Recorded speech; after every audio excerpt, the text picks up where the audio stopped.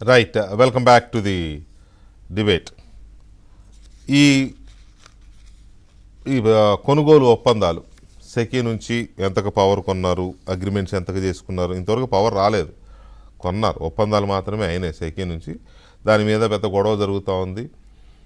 అమెరికాలో కేసు అయింది. ఆ కేసు షీట్లో ఇప్పుడుదా గొడవ అదేలే, మళ్ళీ చెప్పుకున్నా. దాంట్లో అదానీ గారి తర్వాత మన తెలుగు బిడ్డ మనవాడి పేరే ఎక్కువ ఉంది, జగన్మోహన్ రెడ్డి గారి పేరే ఎక్కువ ఉంది. దాని మీదే మనం చర్చను చూస్తున్నాం.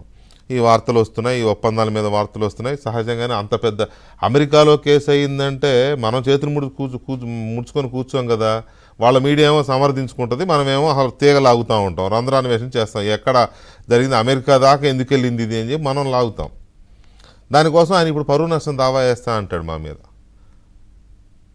100 కోట్లకి పరువు నష్టం దావా వేస్తా ఏంటి, మరి దానికి ఒక రిలీఫ్ ఇచ్చాడు. 48 గంటల్లో క్షమాపణ చెబితే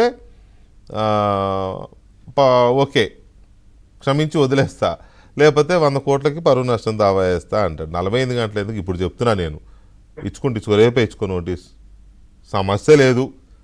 క్షమాపణ కాదు కదా, అసలు ఈ విషయంలో వెనక్కి తగ్గే ప్రసక్తే లేదు. ఇప్పుడు చెప్తున్నా నేను, 48 గంటలు అవసరం, టైం వేస్ట్. అది ఈ డిబేట్ పెట్టానంటేనే మీ 48 గంటల గడువు మాకు అవసరం లేదని చెప్పడం కోసం. అందుకే మళ్ళీ ఇన్సిస్ట్ చేస్తున్నా, మీ ఇష్టం, నోటీసులు ఇచ్చుకుంటారో 100 కోట్లకి వేసుకుంటారో ఏం చేసుకుంటారో చేసుకోండి. క్షమాపణ అనే మాటే వినపడదు అసలు, అది మా బౌండరీస్లో కూడా రాదు. సో మా ఎండి గారు అసలు పట్టించుకోడు ఇటువంటివి. పైగా మీరు ఊపే ఉడత ఉప్పులకి అది బెదిరే రకం కూడా కాదు. అందువల్ల అది మర్చిపోండి, క్షమాపణ చెప్తారు వీళ్ళు అనే విషయం మర్చిపోయి మీరు ఏదర్చుకుని చేయండి. ఒకసారి ఆయన ఏమన్నాడు పరువు నష్టం మీద, అది కూడా ఇంగ్లీష్లోనే, మళ్ళీ అది విన్న తర్వాత రామకృష్ణ గారు మీ రియాక్షన్ తీసుకుంటా. Wildly one should not make allegations.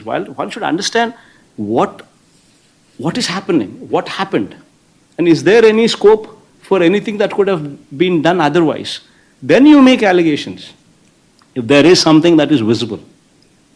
Otherwise, you make some wild allegations, these kind of things, and it ends nowhere. And in fact, Inadu and Andhra Jyoti would be a typical case where I would be filing a defamation case. I'll sue them for 100 crores.